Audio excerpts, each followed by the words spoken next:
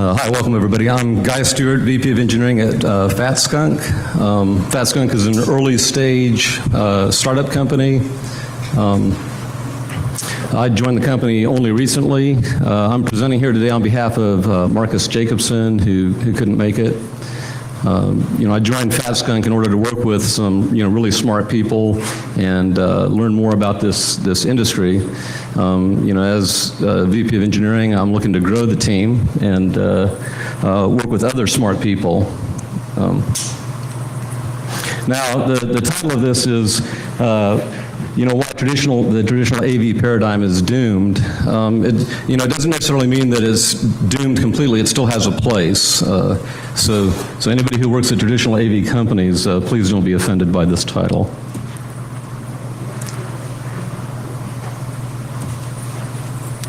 There we go. So threats. So we are targeting a specific threat. The antivirus, traditional antivirus software, it uses signature-based algorithms, behavioral modeling to identify threats. So it's looking in the host OS for spyware, Trojans, and passive rootkits. These signature-based mechanisms and behavioral models require a lot of scanning, consistent scanning, updates to the databases. The databases are often out of date. Malware authors can just simply modify their malware, often using automated tools to make changes and test the changes to ensure that they bypass the signature databases or behavioral models of the antivirus software, right? And so all of this continuous scanning of the AV software, updating of databases consumes network bandwidth and consumes CPU power on the devices. Everybody's familiar with their devices slowing down when their antivirus software is running, right? And on mobile devices, it's especially bad because it burns up battery power and consumes network bandwidth. Now, another threat is this, what I have at the bottom, the hypervisor active rootkit, right? It's a little bit different than a passive rootkit. The passive rootkit, it may have root access, but it's not able to hide under the operating system.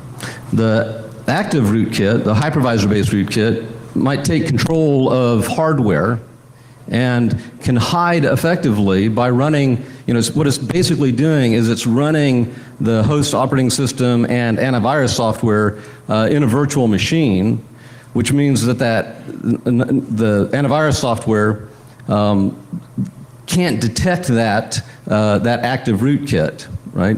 The active rootkit can hide, maybe by using interrupts or page tables to move itself in and out of memory where the antivirus software cannot even see it.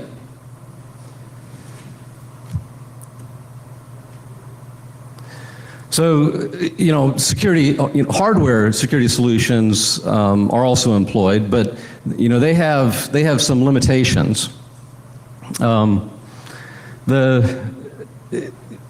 There's a security boundary between the host operating system and the secure hardware, right? So, if you're familiar with security evaluations, like the FIPS 140, which talks about the security boundary, if you breach that boundary, you've increased the vulnerability of the hardware, right? So, for example, if you want your secure hardware to actually look into or introspect the memory of the open platform, right? Well, that exposes it to return-oriented programming types of attacks, right? So it can, the secure hardware now has visibility into the unsecure memory of the normal world, okay?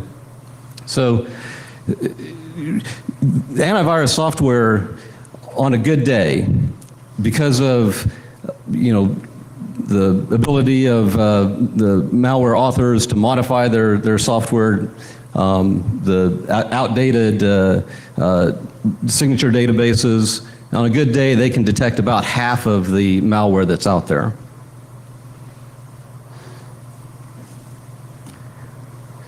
So, and also, the hardware is vulnerable to an unsecure supply chain, right? I apologize for the image there, but it's, most of the hardware that we use in the United States is manufactured overseas. The hardware is laid out at places like TSMC, right? The chips are run through automated test equipment in Taiwan. The phones and other devices are manufactured in Taiwan or in China, where they're susceptible to to attacks, not necessarily by governments or companies, but even by individual employees, right? So, and it's not just overseas, but also in the U.S. So, secure hardware, no matter how secure you make it, it's vulnerable to a single individual in the supply chain deciding that he wants to break that secure supply chain. Okay, so what is Fat Skunk's approach? What we do is we take the physical attributes of a device, right? We measure them, and we look for characteristics of the device that are changed or touched by the presence of malware or by an active rootkit. So one mechanism that we use is this principle of displacement. So, this is similar to what Archimedes found, right, in his little eureka moment, right? He said, well, I can't tell if this is gold or not, but if I submerge it in water by displacement, I can tell you what its density is, and I can tell you whether or not it's pure gold, right? And so we do very much the same thing with memory on the device. Now, Archimedes' problem, it was actually a little bit more subtle than that, where he could not measure the displacement directly. He had to use indirect methods to measure the displacement. So he actually used buoyancy and submerged his scale in a tub of water. Our problem is even a little bit more challenging. We have a lot of things moving around. There's noise in our environment that we have to compensate for. So what do we do? This is the software space-time trade-off, right? So everybody knows, is familiar with this. The more memory that you have, the faster your program can run, right? So we have a microkernel that runs in main memory, right? And by the way, so most systems have this memory hierarchy. So here I'm showing cache and RAM. Everybody knows cache is faster than RAM, and RAM is faster than flash or secondary storage, right? So we can, we can look at how much cache that we have and use that as basically as our vessel to measure the volume of, right? And we're looking for the displacement caused by the presence of malware. Now the red box there is malware. The blue box at the top, that's our microkernel that's running to actually measure the memory. All right? So that microkernel looks at the cache, performs an operation that's sensitive to the amount of memory that it has available, right, and reports the results to an external entity. If there's malware present, it's going to displace some of the memory that's available to the microkernel, and it's going to slow down that process. Okay? And in this case, it'll cause memory elements to be swapped between cache and RAM, right? So we'll see cache evictions, and we'll see cache misses. Okay? So our approach. Okay, so the large gray box, that represents the faster memory. In this case, it's a cache memory. Inside of it, you see the black boxes. Those represent honest software, data, or passive malware. The blue box, again, is our microkernel, and the red box is malware. Now, the malware overlaps our kernel, as you can see, and we use that to indicate that our kernel itself might be compromised. It might contain some malware, but we detect that if that occurs. Okay. So our first step is to stop execution of all software, right? All the honest software. That includes, passive malware, or passive rootkits. And we do that by a number of steps, including turning off interrupts, for example. We eject it from cache or from main memory by flushing the cache, flushing the page tables, depending on what level that we're doing the attestation at. Right? So at this point, the only thing that should be in memory is our monolith kernel, our microkernel. The next step, we overwrite all of memory with a random seed, a random pattern. Right? We use a seed that's received from an external entity, and the external entity starts a timer saying, okay, I've given you the seed, you can now generate the random pattern, and I'm timing you on this operation. Now, if there's malware in place, it's going to be refused to be overwritten, and it'll continue to occupy some portion of memory. The next step, once we've written that random pattern to memory, the next step is to receive another seed, another element, and we compute a key digest of all of memory, right? And we use a pattern to access memory that's not known beforehand, right? So there are external entity, we call it the external verifier, issues a new seed to use in the key digest, and the pattern to use to access memory. So malware cannot pre-compute these values, right? So we take that key digest and issue that back to our external verifier. Okay, the external verifier again has kept track of the time that this takes. Okay, so what could go wrong with this approach? First is a silent attack. Let's say that malware has taken control of the system and refuses to respond to a challenge to the external verifier. Well, another one is this corrupted code attack, right? Let's say a malware author goes in and makes modifications to our microkernel directly. Another attack is what we call the evil twin attack, right? So somebody takes a copy of our microkernel, modifies that copy, and might leverage the valid copy of the microkernel to make calls into it to perform operations using a form of this return-oriented programming type of attack. The last one that I show here is this evil interrupt attack, where the malware may force interrupts to remain enabled, set up an interrupt to occur maybe on a timer or on some peripheral event or maybe a page fault event, and that will occur, where it knows that attack will or that interrupt will occur sometime after the digest, right? The secure digest has been computed, right? Okay, so the solution to these, right? On the silent attack, where the connection is refused, right? Of course, that's easily detected by the external verifier, right? So the refusal means that the device possibly has been compromised, and so we blacklist the device, or refuse any services to the device, refuse any financial transactions. The corrupted code attack, where the malware author has gone in and made a modification to our microkernel. Well, when we compute the digest, the secure digest, we include the microkernel code in that digest.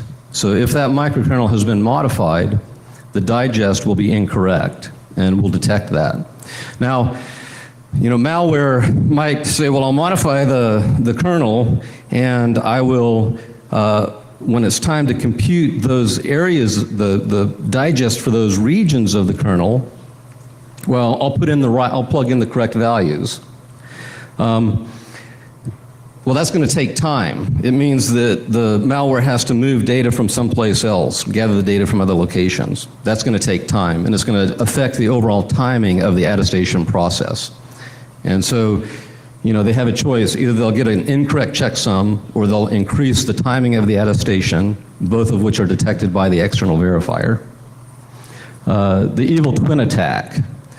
Well, the evil twin attack is another copy of the microkernel, maybe a reduced size, right? So it can, as it's computing the digest, it can use the original values of the microkernel. It doesn't have to replace it with values from someplace else, but the twin alone occupies space in memory, right? And causes cache evictions or memory evictions, page faults, and again slows down the timing of the attestation. Let's see, the evil interrupt attack. Okay, this is where I'm going to, we have a mechanism to detect this as well, and in fact there's a number of other attacks that come into play, and these attacks and the way that they're addressed are laid out in the white paper that we have that's available, I believe, on the Black Hat website, or soon will be. Okay, so what do we do with all of this? All right, there's several, I think, are very interesting applications of this type of technology. This one is not necessarily my favorite, but it's a very interesting application where we set up a secure execution environment. So a rootkit on a device that has control of may have complete control over the kernel and the hardware. It's talking directly to the processor, it's controlling the cache, RAM, it's controlling interrupts, all aspects of the hardware, right? It's basically running everything else inside of a tiny little virtual machine, and any software running in that environment has no idea what's real and what's being falsified by this rootkit. Right? So our job is to detect that threat first. So the red question mark in the rootkit, is that active rootkit present or is it not present? So we run our attestation process. That attestation process tells us whether or not that rootkit, that active rootkit, is present. If we determine that the active rootkit is not present, then that basically asserts that we have a root of trust. It asserts the integrity of this root of trust, right? And we can develop that into the secure execution environment. And so within that secure execution environment, even if it's running in an operating system that's been compromised by other types of passive malware, no matter what it is or how aggressive it is, we can isolate ourselves and perform secure operations inside of that secure execution environment. And those operations can include things like scanning secondary memory, using traditional AV mechanisms to look for malware, right? That's present on the system. Okay. We can perform other types of secure operations. Maybe opening a password vault, or establishing a connection with an external server, maybe an SSL connection.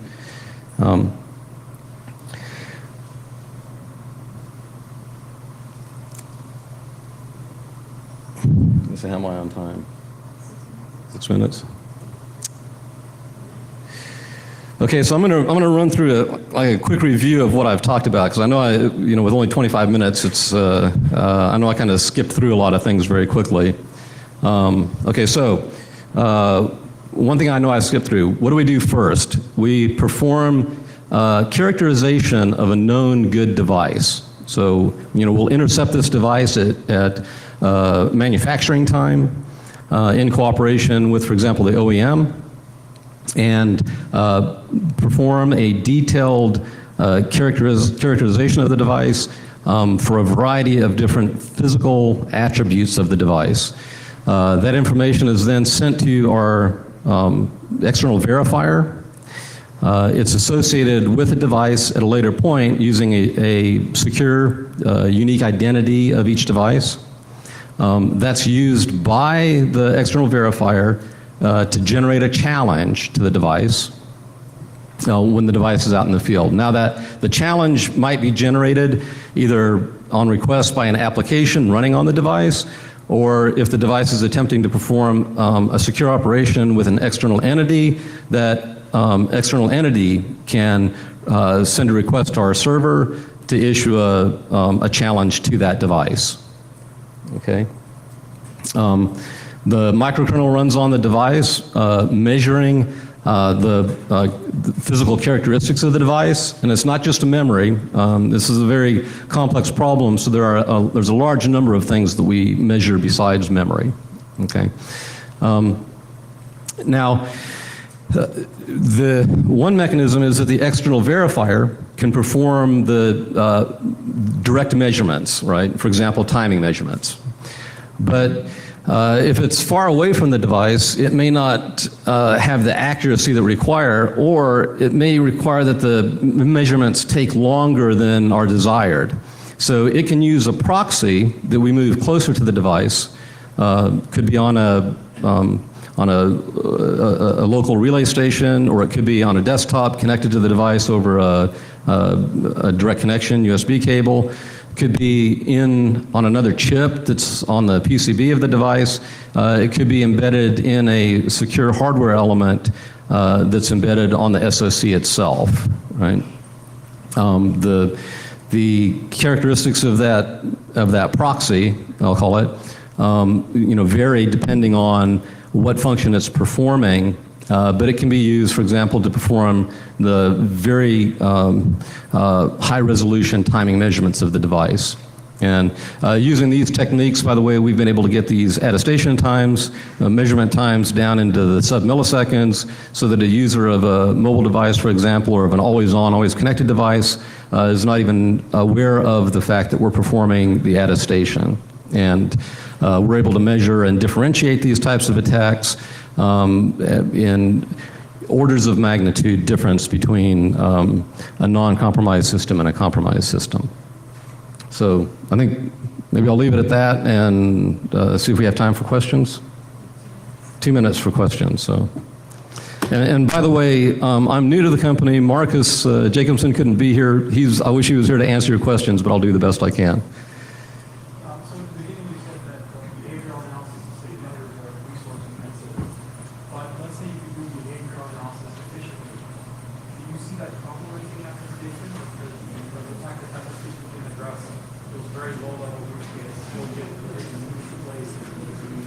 Yeah, I see okay, so the question was between signature databases and behavioral analysis versus doing this type of physics-based attestation, are they complementary? And the answer is yes, I think they're very complementary. Where we can do ours on demand, and in fact we can say, well, we're going to do this, this attestation on demand immediately before an operation is performed.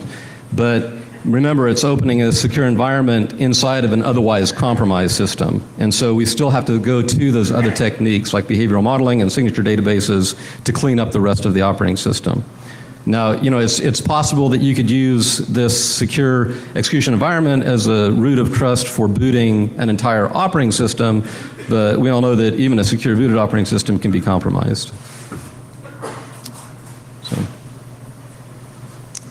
Okay. Well, we have one more question here. So.